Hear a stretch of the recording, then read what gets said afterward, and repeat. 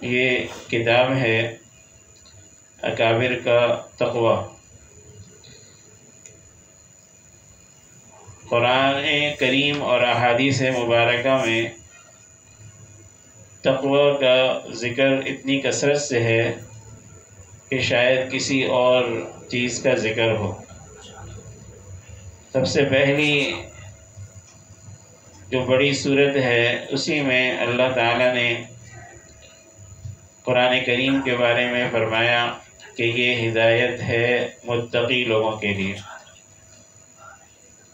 اور تقوی کے بہت زیادہ فضائل، فوائد، ثمرات قرآن کریم میں جگہ جگہ اللہ تعالیٰ نے ذکر فرمائے ہیں، اور کئی آیات میں یہ فرمایا یا ایھا الذین آمنوا اتقوا اللہ، یا ایھا الذین آمنوا اتقوا اللہ، کہ اے ایمان والو تقوی اختیار کرو، اللہ سے ڈرو، تقوی اختیار کرو۔ تقوی کیا چیز ہے؟ تقوی کے اصل معنی تو بچنے کے آتے ہیں، لیکن اس کا ترجمہ ڈرنے سے بھی کر دیتے ہیں، اس لیے کہ جو چیز ڈرنے کی ہوتی ہے اسی سے آدمی بچتا ہے۔ تقوی اصل کہتے کسے ہیں؟ تقوی اسے کہتے ہیں کہ اللہ سے ڈر کر یا اللہ کی محبت میں یا اللہ سے شرم کر کے گناہوں سے بچنا۔ تو جو بھی شخص اللہ سے ڈر کر یا اللہ کی محبت میں یا اللہ سے شرم کر کے گناہوں سے بچے گا، اس کے لیے قرآن کریم میں، احادیث مبارکہ میں بہت ہی زیادہ خوشخبریاں ہیں، اور یہ فرما دیا کہ وَالْآخِرَةُ خَيْرٌ لِمَنِ اتَّقَىٰ، کہ آخرت تو ہے ہی متقی لوگوں کے لیے، انہی کے لیے بہتر ہے۔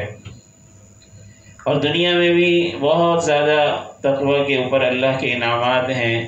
کہیں فرمایا کہ جو تقوی اختیار کرتا ہے ہم اسے حق اور باطل میں تمیز کی صلاحیت دے دیتے ہیں، وہ حق اور باطل میں فرق کرنے کی صلاحیت حاصل کر لیتا ہے۔ کہیں فرمایا کہ اس کے لیے ہم ہر تنگی سے نکلنے کا راستہ مہیا کر دیتے ہیں۔ کہیں فرمایا ہم اس کے گناہ معاف کر دیتے ہیں، اس کے لیے بڑا عظیم اجر رکھا ہے، اور اسی طرح کئی انعامات تقوی پر اللہ نے جگہ جگہ ذکر فرمائے۔ جو بھی اللہ سے ڈر کر، اللہ کی محبت میں، اللہ سے شرم کر کے گناہوں سے بچے گا تو وہ اللہ کا بہت ہی محبوب اور مقرب بندہ ہوگا۔ گناہوں میں ہر طرح کے گناہ داخل ہیں، چاہے وہ کبیرہ ہوں چاہے صغیرہ ہوں، سب سے بچنے کی ضرورت ہے۔ یہ جو کتاب ہے اس میں حضرت شیخ الحدیث حضرت مولانا محمد زکریا مہاجر مدنی رحمۃ اللہ علیہ نے تقوی کے واقعات جمع فرمائے ہیں، اور یہ کتاب خود حضرت شیخ رحمۃ اللہ علیہ نے لکھوانی شروع کی، ہمارے شیخ حضرت اقدس حضرت صوفی محمد اقبال صاحب مہاجر مدنی رحمۃ اللہ علیہ سے، اور اس کے شروع میں حضرت شیخ نے خود ابتدائی کلمات لکھے ہیں کہ یہ کتاب میں نے کیوں شروع کروائی۔ جب ہمارے سامنے اپنے بڑوں کے تقوی کے نمونے ہوں گے کہ کس طرح انہوں نے گناہوں سے اپنے آپ کو، بلکہ معمولی چیزوں میں بھی بہت ہی زیادہ احتیاط کا پہلو اختیار کیا، تو وہ تو اونچے درجے کے لوگ تھے۔ ہم اپنے درجے کے اعتبار سے گناہوں سے بچیں، اور جو بھی چیزیں شریعت کے خلاف ہیں ان سے بچیں۔ تقوی کے اصل کچھ درجات ہوتے ہیں۔ سب سے پہلے تو جو چیزیں حرام ہیں ان سے بچنا، یہ تو عام مومنین کا تقوی ہے۔ پھر جو چیزیں ایسی ہیں کہ جن میں شبہ ہوتا ہے، یعنی دونوں طرح کی دلیلیں ہیں، ایک دلیل سے معلوم ہوتا ہے کہ یہ جائز ہے اور ایک سے معلوم ہوتا ہے کہ جائز نہیں ہے، تو شبہ پیدا ہو گیا، اس لیے اب اس سے بچنا ہی چاہیے۔ اور اسی طرح جن چیزوں میں پڑھ کر یہ خطرہ ہو کہ یہ چیز تو حرام نہیں ہے لیکن اس میں پڑھوں گا تو کوئی حرام جو ہے اس تک پہنچ جاؤں گا، تو اس لیے اس چیز سے بھی بچنا چاہیے، یہ بھی تقویٰ ہے۔ مثلا بلا ضرورت بازاروں میں پھرنا، اگر ضرورت ہے تو وہ تو انسان کی مجبوری ہے، لیکن بلا ضرورت جو آدمی بازاروں میں پھرے تو یہ چیز اگرچہ حرام نہیں ہے لیکن یہ ذریعہ بن جاتی ہے حرام کا، کہ پھر اس سے وہاں بد نظری ہوتی ہے اور گناہ اور فسق و فجور ہوتا ہے۔ حدیث شریف میں حضور پاک صلی اللہ علیہ وسلم کا ارشاد ہے، احب البلاد الی اللہ مساجدها وابغض البلاد الی اللہ اسواقها، اللہ کے نزدیک تمام جگہوں میں محبوب جگہیں مسجدیں ہیں اور سب سے زیادہ اللہ کو ناپسندیدہ جگہیں بازار ہیں۔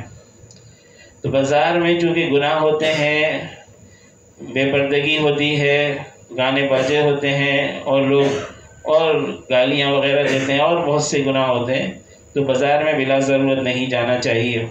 تو یہ بھی تقویٰ ہے، یعنی اس سے گناہ میں پڑنے کا خطرہ ہے، تو ان تمام چیزوں سے آدمی کو بچنا چاہیے۔ اس کتاب میں حضرت شیخ نے ہمارے حضرت اقدس حضرت صوفی محمد اقبال صاحب مہاجر مدنی رحمۃ اللہ علیہ سے وہ واقعات جمع کروائے ہیں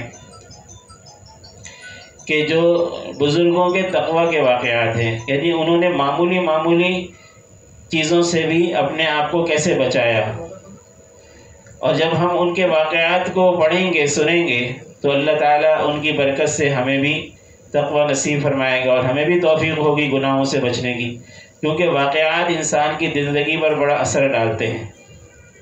تو اس میں سب سے پہلے حضرت شیخ رحمۃ اللہ علیہ نے مسجد نبوی میں اس کتاب کی ابتدا کروائی، لکھوایا اپنے خادم حضرت مولانا محمد حبیب اللہ مظاہری مہاجر مدنی رحمۃ اللہ علیہ سے۔ یہ پورا ایک صفحہ جو ہے یہ حضرت شیخ نے لکھوایا، پھر آگے واقعات ہمارے شیخ رحمہ اللہ نے جمع کیے۔ حضرت شیخ نے جو لکھوایا وہ پہلے پڑھتے ہیں۔ بسم اللہ الرحمن الرحیم، نحمدہ ونصلی علی رسولہ الکریم۔ افتتاح از حضرت شیخ الحدیث حضرت اقدس شیخ الحدیث صاحب دامت برکاتہ۔ حضرت شیخ رحمۃ اللہ علیہ فرماتے ہیں، حامدا و مصلیا و مسلما، اس ناکارہ کو بچپن ہی سے، حضرت شیخ اپنے آپ کو ناکارہ لکھتے ہیں، یہ تواضع ہے حضرت شیخ کی، یعنی ناکارہ کا معنی جو کسی کام کا نہ ہو، تو جو اولیاء اللہ تھے وہ اپنے آپ کو اسی طرح سمجھتے تھے، جو جتنا بلند ہوتا ہے اتنا اپنے آپ کو چھوٹا سمجھتا ہے۔ فرماتے ہیں اس ناکارہ کو بچپن ہی سے اپنے اکابر کے ساتھ محبت عشق کے درجے میں ہے، یعنی اپنے بزرگوں سے، اپنے بڑوں سے، بالخصوص جب سے حدیث پاک کا مشغلہ شروع ہوا، جب سے حدیث پاک کا جو ہے پڑھنا پڑھانا شروع ہوا، اس وقت سے تو محبت اور بڑھ گئی، اور اس وقت سے اپنے اکابر کے حالات کو، جامع الکمالات سید الکونین روحی فداہ و ابی و امی صلی اللہ علیہ وسلم کی جامع صفات میں سے کسی نہ کسی صفت کا پرتو فرما رہے ہیں کہ جتنے بھی میرے اکابر ہیں، اکابر دیوبند اور اکابر اہل سنت والجماعت جو بزرگ ہیں جن سے میرا تعلق ہے اور جن کو میں نے دیکھا، جن کی زیارت کی، ان کے جتنے بھی حالات تھے وہ حضور پاک صلی اللہ علیہ وآلہ وسلم کے حالات کا سایہ تھے، ان کے حالات کا پرتو تھے، یعنی جو حالات آپ صلی اللہ علیہ وسلم کی ہم احادیث میں پڑھتے ہیں، ہمارے اکابر بھی اسی طرح کے تھے، یعنی اپنی زندگی میں اس کا عملی نمونہ پیش کرتے تھے، اور صحابہ کرام رضی اللہ عنہم کی مختلف حالتوں میں سے کسی نہ کسی زندگی کا پرتو دیکھتا رہا، یعنی صحابہ کرام کی زندگی کے نمونے بھی تھے ہمارے اکابر، اور جو حدیث پاک پر نظر بڑھتی گئی، یعنی کہتے ہیں جتنا میں حدیثیں پڑھتا رہا اور حضور پاک صلی اللہ علیہ وسلم کی زندگی کا میں گہرائی سے مطالعہ کرتا رہا، تو فرماتے ہیں میرا یہ تجربہ بھی بڑھتا رہا، یعنی مجھے اور مزید تجربہ ہو گیا کہ ہمارے حضرات اکابر جو تھے وہ آپ صلی اللہ علیہ وسلم کی سنتوں پر عمل ہر وقت کرتے تھے، اور ان کی عملی زندگی آپ صلی اللہ علیہ وسلم کی سنتوں کے مطابق تھی۔ اور اسی وجہ سے میری محبت بھی اپنے اکابر نور اللہ تعالی مراقدہم وعلی اللہ تعالی درجاتہم سے بڑھتی گئی۔ ہمارے استاد حضرت قاری خدا بخش صاحب رحمۃ اللہ علیہ، جو حضرت قاری فتح محمد صاحب مہاجر مدنی رحمۃ اللہ علیہ کے شاگرد تھے، بچپن سے ہم نے ان کی زندگی میں ایسی سنتیں دیکھی کہ جو ہمیں خود نہیں معلوم تھا کہ یہ آپ صلی اللہ علیہ وسلم کی سنت ہے، لیکن ان کی زندگی کو دیکھ کر ہم سیکھتے گئے، لیکن بعد میں معلوم ہوا تو یہ تو حدیث ہے، یہ تو آپ صلی اللہ علیہ وسلم کی سنت ہے۔ ایک ایک چیز بعد میں اس کا حدیث پاک میں تذکرہ ملتا گیا۔ حضرت شیخ اپنے اکابر کے بارے میں ایک عربی کا شعر لکھ رہے ہیں، اولئک آبائی فجئنی بمثلہم اذا جمعتنا یا جریر المجامع۔ ایک شاعر کہتا ہے کہ یہ اپنے آباء و اجداد پر فخر کرتے ہوئے کہتا ہے کہ یہ ہیں میرے آباء و اجداد، تو ان جیسا لا کر دکھا۔ جس پر فخر کر رہا ہے وہ جریر ہے، ایک شخص اس سے کہتا ہے کہ جب ہم مجمع میں جمع ہوں تو میرے آباء و اجداد جیسا لا کر دکھا جن میں یہ خوبیاں ہوں۔ تو یہ جو ہمارے اکابر ہیں، ان کے اندر جو خوبیاں ہیں، ان کی مثال دوسرے لوگوں میں نہیں ملے گی۔ اور جس شخص نے ان کے بارے میں یہ اشعار کہے ہیں بالکل درست ہیں۔ حضرت شیخ رحمہ اللہ نے ایک شاعر کے کچھ اشعار نقل کیے ہیں، اور ان شاعر نے یہ اشعار بھی ہمارے اکابر کے بارے میں کہے ہیں۔ کیا اشعار ہیں؟ سنیں۔ خدا یاد آئے جن کو دیکھ کر وہ نور کے پتلے، خدا یاد آئے جن کو دیکھ کر وہ نور کے پتلے، نبوت کے یہ وارث ہیں یہی ہیں ذل رحمانی۔ نبوت کے یہ وارث ہیں، یعنی انبیاء علیہ السلام کے وراثت ان کو ملی ہے۔ انبیاء علیہ السلام امت کے لیے عملی نمونہ ہوتے تھے، تو یہ بھی عملی نمونہ ہے، اور یہی ہے ذل رحمانی، یعنی اللہ تعالیٰ نے زمین پر انہی لوگوں کے ذریعے اپنی رحمت کا سایہ فرمایا ہے۔ یہی اللہ تعالیٰ کی طرف سے ایک رحمت ہے۔ یہی ہیں جن کے سونے کو فضیلت ہے عبادت پر، یہی ہیں جن کے سونے کو فضیلت ہے عبادت پر، انہی کے اتقا پر ناز کرتی ہے مسلمانی۔ یہی وہ لوگ ہیں جن کے سونے کو عام لوگوں کی عبادت پر بھی فضیلت ہے۔ یہ اولیاء اللہ ایسے ہیں، ان کو سونے کے اندر بھی اللہ سے بعض اوقات وہ قرب حاصل ہوتا ہے جو عام لوگوں کو عبادت میں نہیں ہوتا۔ ہمارے حضرت والد صاحب رحمۃ اللہ علیہ یہ سناتے تھے کہ حضرت مولانا محمد یوسف کاندھلوی رحمۃ اللہ علیہ، جو تبلیغی جماعت کے دوسرے حضرت جی تھے، دوسرے نمبر کے حضرت جی، وہ جو بیان فرماتے تھے ان کے بیان میں ساری باتیں الہامی ہوتی تھیں، یعنی ایسی باتیں ان کے بیان میں ہوتی تھیں عام طور پر جو کتابوں میں نہیں ملتی، اللہ تعالیٰ ان کے دل میں ڈالتے تھے، اور حقیقت بھی یہی ہے۔ تو ان کے جو خاص خادم تھے وہ کہتے تھے کہ تہجد میں ہم حضرت کو ذرا دیر سے اٹھاتے تھے، کیونکہ ہمیں یہ معلوم تھا کہ اس وقت اللہ کی طرف سے ان کے دل میں باتیں ڈالی جاتی ہیں۔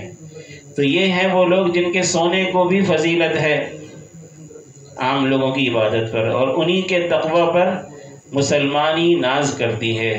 کیسے اللہ سے ڈرنے والے تھے۔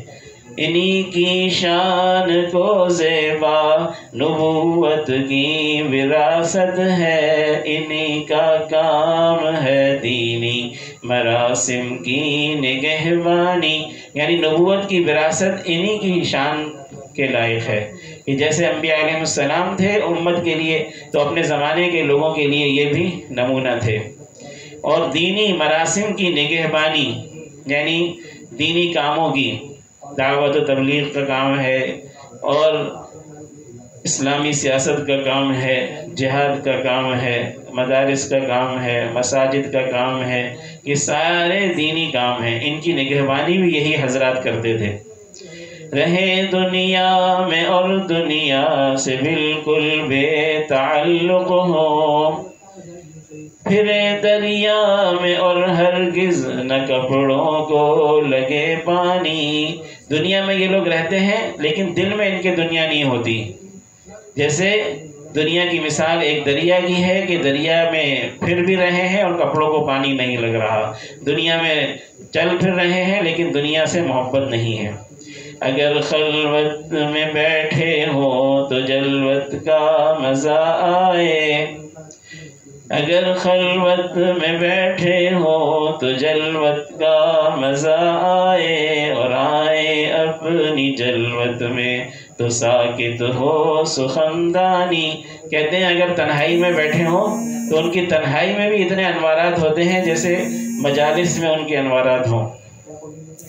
خلوت میں بھی جلوت کا مزہ ہے، اور اگر اپنی مجالس میں ہو تو اس میں اگر وہ بات کر رہے ہوں تو سخندانی خاموش ہو جائے، ساکت ہو سخندانی، یعنی لوگوں کی گفتگویں ان کے آگے کوئی حقیقت نہیں رکھتی جو اللہ والوں کی باتیں ہیں۔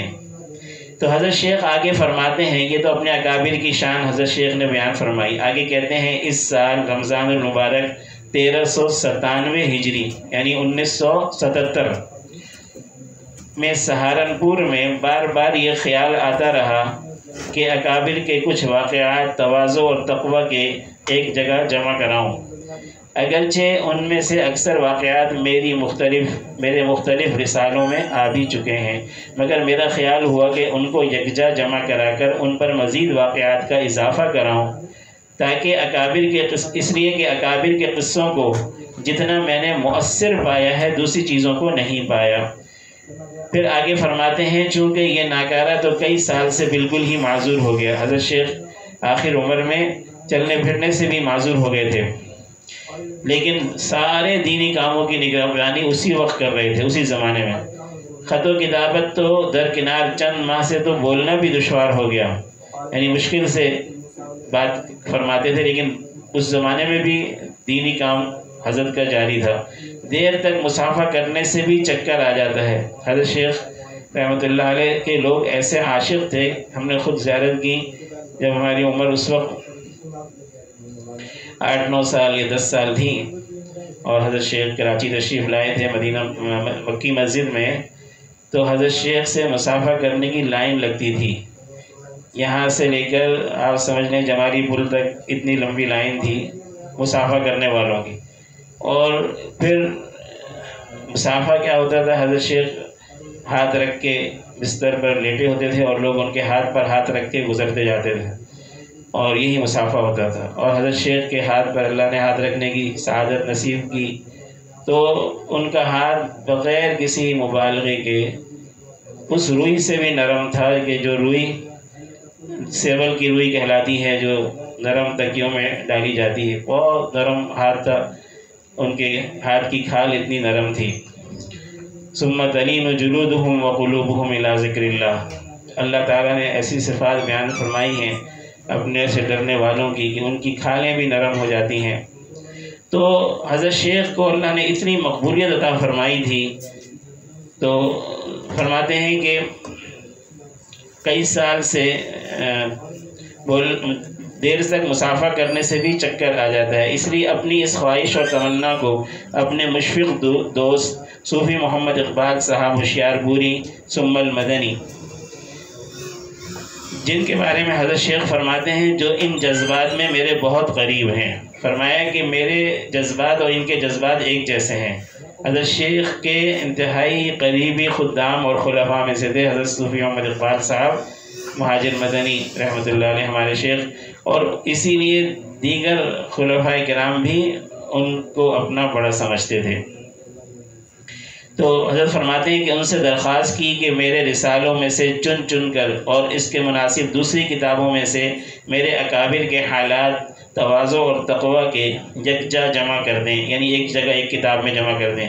میں زندہ رہا تو خود چھپواؤں گا، اور ورنہ ان کو اور اپنے خصوصی احباب کو وصیت کرتا ہوں کہ اس رسالے کو 2-4 ہزار چھپوا کر مجھے ایصال ثواب کر دیں۔ حضرت کے نزدیک یہ واقعات اتنے اہم تھے کہ حضرت فرماتے ہیں کہ یہ حضرت صوفی محمد اقبال صاحب کے حوالے کرتا ہوں کہ وہ ان واقعات کو جمع کریں اور پھر ان کو چھپوائیں. اگر میں زندہ رہا تو خود چھپواؤں گا، اور اگر میں زندہ نہیں رہا تو وہ وصیت کرتا ہوں کہ وہ 2-4 ہزار چھپوا کر اس کا ثواب مجھے پہنچا دیں. اور آج 28 ذی القعدہ 1397 ہجری مطابق 9 نومبر 1977 کو مسجد نبوی صلی اللہ علیہ وسلم میں یہ سطور لکھوا کر صوفی صاحب کے حوالے کرتا ہوں کہ آئندہ اس کی وہ تکمیل فرمائیں، اس کی تکمیل فرمائیں. اللہ تعالیٰ ان کی مدد فرمائے کہ وہ بھی عرصے سے بیماری میں میرے قریب ہی چل رہے ہیں، مگر چونکہ اس جذبے میں بھی میرے ساتھ ہیں اس لیے ان کے سپرد کرتا ہوں. اللہ تعالیٰ اپنے فضل و کرم سے ان سے اس کی تکمیل کرائے اور ان کے لیے اس کو صدقہ جاریہ بنائے. فقط حضرت شیخ الحدیث دامت برکاتہم بقلم حبیب اللہ 28 ذی القعدہ 97 ہجری مدینہ منورہ. اس کے بعد ہمارے شیخ حضرت اقدس صوفی محمد اقبال صاحب رحمۃ اللہ علیہ کیا یہاں پر مضمون ہے. فرماتے ہیں حکایات کی اہمیت. حضرات صوفیہ کے سردار حضرت جنید بغدادی رحمۃ اللہ علیہ کا ارشاد ہے کہ حکایتیں اللہ کے لشکروں میں سے ایک لشکر ہیں جس سے مریدین کے دلوں کو تقویت ملتی ہے. یہ جو حکایتیں ہوتی ہیں اولیاء اللہ کے واقعات، اس سے لوگوں کے دلوں میں قوت آتی ہے. کسی نے ان سے پوچھا کہ اس کی کوئی دلیل بھی ہے. حضرت جنید بغدادی رحمہ اللہ نے جب یہ کہا تو کسی نے پوچھا کہ اس کی دلیل بھی ہے کیا کہ حکایات سے دلوں میں مضبوطی آتی ہے. انہوں نے فرمایا ہاں، اللہ جل شانہ کا ارشاد ہے، قرآن کریم میں ہے اعوذ باللہ من الشیطان الرجیم وَكُلًّا نَقُصُّ عَلَيْكَ مِنْ أَنْبَاءِ الرُّسُلِ مَا نُثَبِّتُ بِهِ فُؤَادَكَ وَجَاءَكَ فِي هَذِهِ الْحَقُّ وَمَوْعِظَةٌ وَذِكْرَىٰ لِلْمُؤْمِنِينَ. ترجمہ یعنی پیغمبروں کے قصوں میں سے ہم یہ سارے قصے آپ سے بیان کرتے ہیں. اللہ تعالیٰ فرما رہے ہیں حضرت نبی کریم صلی اللہ علیہ وسلم سے، فرما رہے ہیں پیغمبروں کے قصوں میں سے ہم یہ سارے قصے آپ سے بیان کرتے ہیں جن کے ذریعے سے ہم آپ کے دل کو تقویت دیتے ہیں، آپ کے دل کو مضبوط کرتے ہیں. ایک فائدہ تو یہ قصوں کا اللہ نے فرمایا، اور آگے فرمایا اور ان قصوں میں آپ کے پاس ایسا مضمون پہنچتا ہے جو خود بھی راست اور واقعی ہے. یعنی سچی باتیں آپ کے سامنے آ جاتی ہیں کہ اس قصے میں سچی باتیں کیا کیا ہیں، اور مسلمانوں کے لیے نصیحت ہے اور اچھے کام کرنے کی یاد دہانی ہے. آگے فرماتے ہیں کہ تقوی کی ضرورت کتنی زیادہ ہے. فرماتے ہیں اس مختصر رسالے میں اپنے سلسلے کے ان اکابر جن کے دیکھنے والے یا دیکھنے والوں کے دیکھنے والے اب تک موجود ہیں کہ کمالات و حالات زندگی میں سے صرف تقوی و تواضع کے چند واقعات نقل کیے جائیں گے.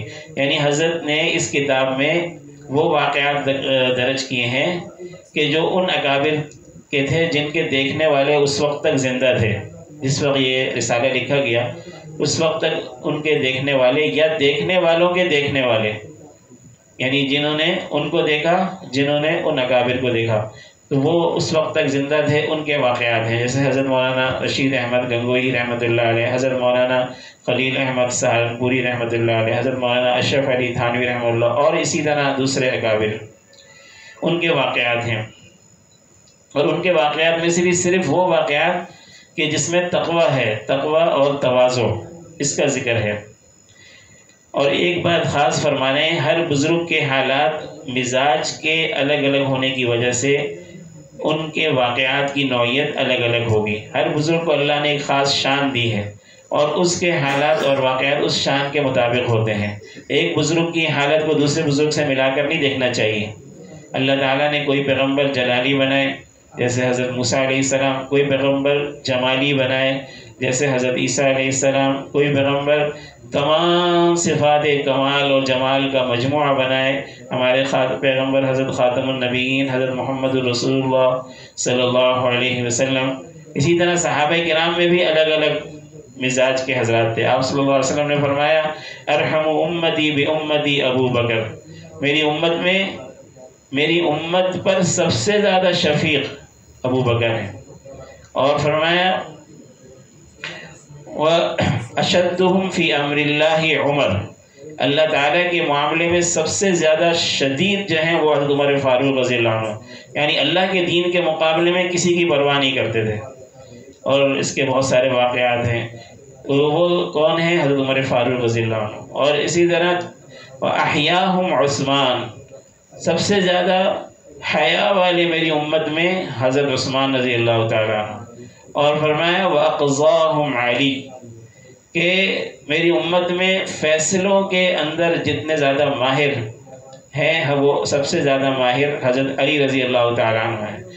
اور فرمایا وَأَعْلَمُهُمْ بِالْحَلَالِ وَالْحَرَامِ زید بن ثابت۔ اسی طرح دوسرے صحابہ رضی اللہ عنہ کی دوسری صفات بیان فرمائی جو خاص صفات مختلف صحابہ میں ہیں۔ تو یہ اللہ تعالیٰ نے مختلف قسم کے صحابہ کرام رضی اللہ عنہ بھی بنائے۔ اسی طرح اولیاء اللہ کی بھی مختلف قسمیں بنائی۔ کسی میں اللہ تعالیٰ کی صفت رحمان کا پرتو ہوتا ہے، وہ انتہائی نرم دل اور انتہائی شفیق اور انتہائی جمالی صفات اپنے اندر لیے ہوتے ہیں۔ کسی کے اندر اللہ تعالیٰ کی صفت جبار کا پردہ ہوتا ہے، اور وہ جو ہے اللہ تعالیٰ کے حکم کے معاملے میں کسی کی پرواہ نہیں کرتے، اور ان کے اندر جلال کی صفت ہوتی ہے۔ تو مختلف بزرگوں کی مختلف صفات اللہ تعالیٰ نے بنائی ہیں۔ تو ہر بزرگ کی اپنی صفت ہوتی ہے، اور بہت ساری صفات کا مجموعہ ہوتے ہیں۔ تو ہر ایک کے اپنے اپنے حالات ہیں، مزاج ہیں۔ جیسے کہ پھولوں کے رنگ ہوتے ہیں، مختلف ہوتے ہیں، اور ہر پھول اپنی شان رکھتا ہے۔ تو فرماتے ہیں کہ ہر بزرگ کے حالات مزاج کے اختلاف کی وجہ سے واقعات بھی الگ الگ قسم کے ہیں، لیکن ان واقعات میں صرف ایک بات سب میں مشترک ہے کہ اس میں تقوی اور تواضع کے واقعات ہیں، یعنی بزرگوں کے احتیاط اور تقوی کے اور اپنے آپ کو کمتر سمجھنے کے واقعات ہیں، کیونکہ ان صفات کے بغیر تو بزرگی کا اعتبار ہی نہیں ہے۔ یعنی جو بھی اللہ کا ولی ہے وہ متقی ہونا ضروری ہے۔ اللہ تعالیٰ نے قرآن پاک میں فرمایا ان اولیاءہ الا المتقون، اللہ سے ڈرنے والے ہی اس کے دوست ہوتے ہیں اور بس، یعنی اللہ سے ڈرنے والے ہی متقی اس کے دوست ہو سکتے ہیں اور ولی ہو سکتے ہیں۔ جو اللہ سے نہیں ڈرتا وہ ولی نہیں ہو سکتا، اس لیے غیر متقی اللہ کا ولی ہرگز نہیں ہو سکتا۔ اسی طرح تواضع کے بارے میں بھی حضور اقدس صلی اللہ علیہ وآلہ وسلم کا ارشاد ہے من تواضع للہ رفعہ اللہ، جو اللہ کے لیے اپنے آپ کو پست کرے اور عاجزی اختیار کرے اللہ اس کو بلندی عطا کرتے ہیں۔ تو لہذا جس میں جتنی تواضع ہوگی حقیقی بلندی اتنی اس کے اندر ہوگی، اور جتنا کوئی اپنے آپ کو خود بزرگ ثابت کرنے کی کوشش کرے گا جو کہ تواضع کی ضد ہے، تواضع کا الٹ ہے، اتنا ہی حقیقت میں وہ ذلیل ہوگا۔ تقوی کے معنی کیا ہے؟ تقوی کے معنی اللہ تعالیٰ کی منع کی ہوئی یا ناپسندیدہ باتوں سے اللہ کے خوف یا محبت یا حیا کی وجہ سے رکنا یا بچنا۔ اللہ تعالیٰ کی ناپسندیدہ باتوں سے بچنا اللہ کی محبت، اللہ کے خوف اور حیا کی وجہ سے۔ تو جو بھی اللہ والا ہے اس کا متقی ہونا ضروری ہے۔ اب واقعات جو آگے ذکر فرما رہے ہیں ان میں سے ایک واقعہ ہم پڑھ لیتے ہیں اور اس کا خلاصہ بیان کر دیتے ہیں۔ یہ واقعہ ہے سب سے پہلے حضرت مولانا رشید احمد گنگوہی نور اللہ مرقدہ کا، اور اس میں یہ مذکور ہے کہ مرض الموت کی حالت میں بھی کھڑے ہو کر نماز پڑھی، یعنی جس مرض میں انتقال ہوا اس میں بھی بیٹھ کر نماز نہیں پڑھی، اور جب تک دو آدمی حضرت کو پکڑ کر کھڑا کرتے، اتنا کمزور ہو گئے تھے کہ خود کھڑے نہیں ہو سکتے تھے، دو آدمی حضرت کو پکڑ کے بڑی مشکل سے کھڑا کرتے، ایک طرف سے اور دوسرا دوسری طرف سے ہاتھ ڈال کے کھڑا کرتا اور آپ نیت مان لیتے، اور پھر اسی طرح رکوع سجدہ دو آدمی کرواتے اور پھر نماز پوری کرتے۔ جب تک دو آدمیوں کے سہارے پکڑ کر کھڑے ہونے کی ان میں طاقت تھی انہوں نے بیٹھ کر نماز نہیں پڑھی۔ آج تو ہم یہ سمجھتے ہیں کہ بس ہم نہیں پڑھ سکتے اور معذور ہیں، جو واقعی معذور ہیں وہ تو معذور ہیں، لیکن بعض لوگ اپنے آپ کو معذور سمجھ لیتے ہیں تو ان کی نماز نہیں ہوتی۔ یہ دیکھیں ہمارے اکابر کی کیا شان تھی۔ اصل بات یہ ہے کہ شرعی مسئلہ تو یہ ہے کہ اگر کوئی آدمی کھڑے ہونے پر قادر نہیں ہے، یعنی خود سے کھڑا نہیں ہو سکتا ہے، تو اس کے لیے ضروری نہیں ہے کہ وہ کوئی اور اس کو لے کر کھڑا کرے۔ اگر خود سے نہیں کھڑا ہو سکتا نماز میں، اتنا کمزور ہے، تو وہ بیٹھ کر نماز پڑھے۔ بیٹھ کر بھی نہیں پڑھ سکتا، ایسا بیمار ہے، لیٹ کر پڑھ لے، اشارے سے پڑھ لے۔ یہ نماز جو ہے آخر وقت تک اس کو پڑھنی ہے، چاہے اشارے سے ہی پڑھ لے۔ لیکن حضرت اس مسئلے کے اندر اس بات کو دیکھتے تھے کہ غالباً بعض فقہا کا یہ قول ہے کہ جو کسی اور کے سہارا دینے سے بھی کھڑا ہو سکتا ہو، وہ بھی قدرت رکھنے والا شمار ہوگا، اس کو بھی قدرت ہے۔ اگر اس کے ایسے مخلص اور محبت کرنے والے اور چاہنے والے دوست ہیں، مرید ہیں، جو اس کو کھڑا کر کے نماز پڑھا سکتے ہیں، تو وہ انہی کے ذریعے کھڑے ہو کر پڑھ سکتا ہے۔ تو حضرت کے نزدیک احتیاط اسی میں تھی کہ وہ کہتے تھے کہ میں دوسروں کے ذریعے چونکہ کھڑا ہو سکتا ہوں اور میرے مخلص دوست ایسے موجود ہیں جو مجھے کھڑا کر کے نماز پڑھا دیتے ہیں، تو میری گویا بیٹھنا صحیح نہیں ہے اور میں کھڑے ہو کر ہی پڑھنے کا حکم ہے مجھے۔ حتیٰ کہ ایک وقت ایسا آ گیا کہ لوگوں کے کھڑا کرنے سے بھی حضرت کھڑے نہیں ہو سکتے تھے، یعنی اتنے بیمار ہو گئے، اتنے کمزور ہو گئے، تو اس وقت کچھ وقت کی نمازیں حضرت نے بیٹھ کے پڑھی۔ تو اللہ تعالی ہمیں ان حضرات کی اتباع کی اور ان کے نقش قدم پر چلنے کی توفیق عطا فرمائے۔ آخر دعوانا